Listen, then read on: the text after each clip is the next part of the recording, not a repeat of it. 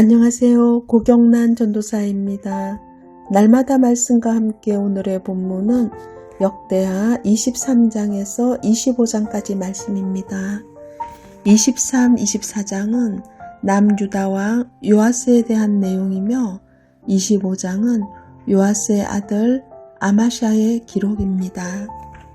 제사장 여호야다는 아하시아의 아들 요아스를 아달랴로부터 보호하기 위해 6년간 성전에 숨겼다가 7년째 되던 해에 7살의 요아스를 왕으로 즉위시킵니다. 여호야다는 그 사를 시행하기 전에 먼저 백부장들과 언약을 맺었고 백부장들로 하여금 레위인들 및 이스라엘 족장들을 예루살렘에 모아 하나님의 전에서 어린 왕 요아스와 언약을 세우게 합니다.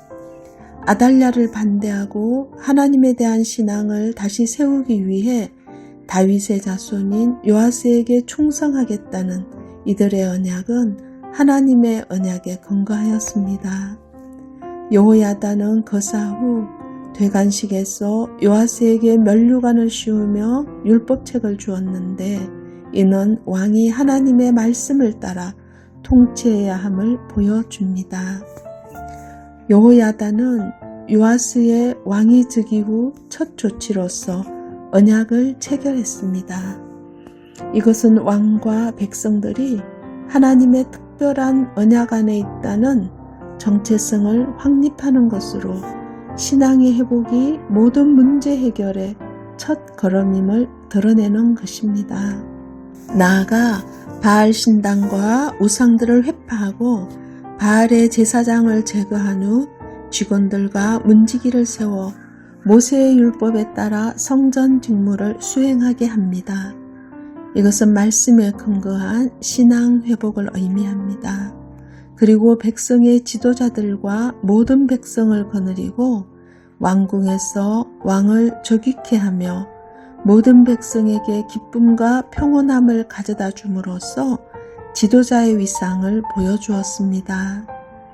왕의 위상은 아달랴처럼 백성에게 혼돈과 불안을 주는 자가 아니라 기쁨과 평안을 선사하기 위해 봉사하는 자임을 알게 합니다. 24장은 요아스의 성전 보수 공사가 시작되었는데 처음에는 잘 되지 않았습니다. 그 이유는 성전 수리와 그에 필요한 재원 마련을 레위인들에게만 맡겼기 때문입니다. 아마도 요아스는 성전을 보수하는 것이므로 레위인이 맡아서 하면 되리라 여겼을 것입니다. 그러나 레위인들이 재원을 마련하는 일에는 한계가 있었습니다. 여호야다를 통해 상황을 파악한 요아스는 직접 백성들에게서 왕명을 내려 율법이 정한 세금을 거두어 성전을 보수하게 합니다. 이처럼 왕이 앞장서서 성전을 보수하려 하자 백성과 관리들도 자원하여 성전을 보수하기에 넉넉할 만큼 많은 헌금을 하게 됩니다. 만약 요아스가 레위인들에게만 책임을 주었다면 아무리 하나님 앞에 선한 생각이었어도 실패했을 것입니다. 어떠한 일이든 방관하기보다는 함께 적극적으로 섬길 때 하나님의 역사가 크게 일어남을 기억합시다. 여호야다가 죽자 유다의 악한 지도자들이 왕을 부추겨 하나님의 성전을 버리고 아세라와 우상을 섬기게 하였습니다. 하나님이 선지자들을 보내 경고하였지만 요아스는 여호야다의 아들 스가랴를 통한 하나님의 명령마저도 거역하였을 뿐 아니라 그를 죽이기까지 했습니다. 결국 하나님은 소수의 아람 군대 앞에 수적으로 앞섰던 유다의 군대가 패배하게 하셨고 유다와 예루살렘의 모든 방백이 죽고 재산은 빼앗기게 하셨습니다. 요아스는 그 전쟁에서 크게 부상을 당한 이후에 그의 부하들에 의해 침상에서 암살당했으며 다윗 왕조의 묘소에 묻히지도 못하는 수치를 당하며 40년 통치의 막을 내리게 됩니다.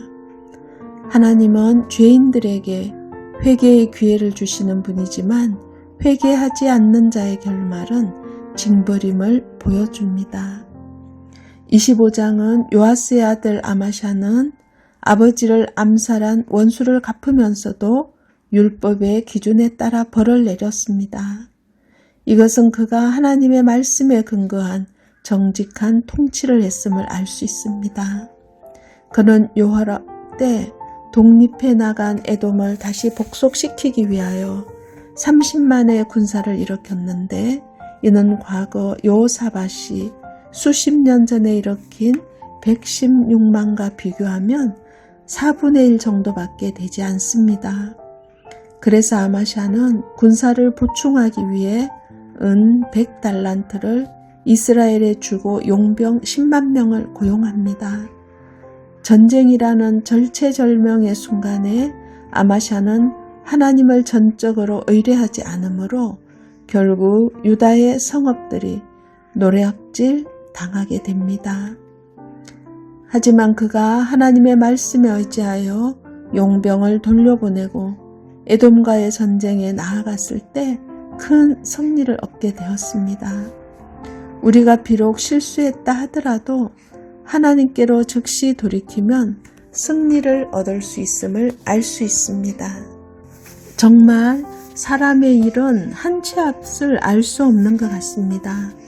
은 100달란트를 포기하면서까지 하나님께 순종하며 전쟁을 치른 후 아마샤가 가장 먼저 한 일은 에돔의 우상을 가져와 숭배하는 것이었습니다. 에돔의 신이 아마샤에게도 에돔과 같은 번영을 가져다 줄 것이라고 믿었기 때문입니다.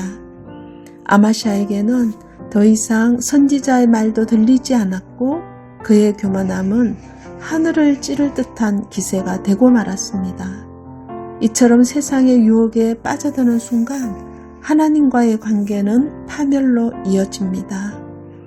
우상 숭배와 교만함의 결과는 반역의 무리의 죽임을 당하므로 29년 통치의 막을 내립니다. 이를 통해 하나님께서는 교만한 자를 반드시 징계하신다는 교훈을 얻을 수 있습니다. 오직 하나님께 의지할 때 가장 유능하고 아름다운 존재임을 잊지 않는 시온서 교회 모든 성도님들 되시길 축복합니다. 기도하겠습니다. 하나님 아버지, 우리에게 허락된 모든 것이 하나님의 은혜임을 고백합니다. 어떠한 상황에서도 초심을 잃지 않도록 말씀에 기초하는 삶을 살도록 도와주옵소서. 무엇보다도 조금 잘 될 때 교만해지려는 마음을 눌러주시고 오직 하나님께 의지할 때 가장 유능하고 멋있는 존재임을 잊지 않고 살아가는 평생이 되게 하옵소서. 예수님의 이름으로 기도합니다. 아멘.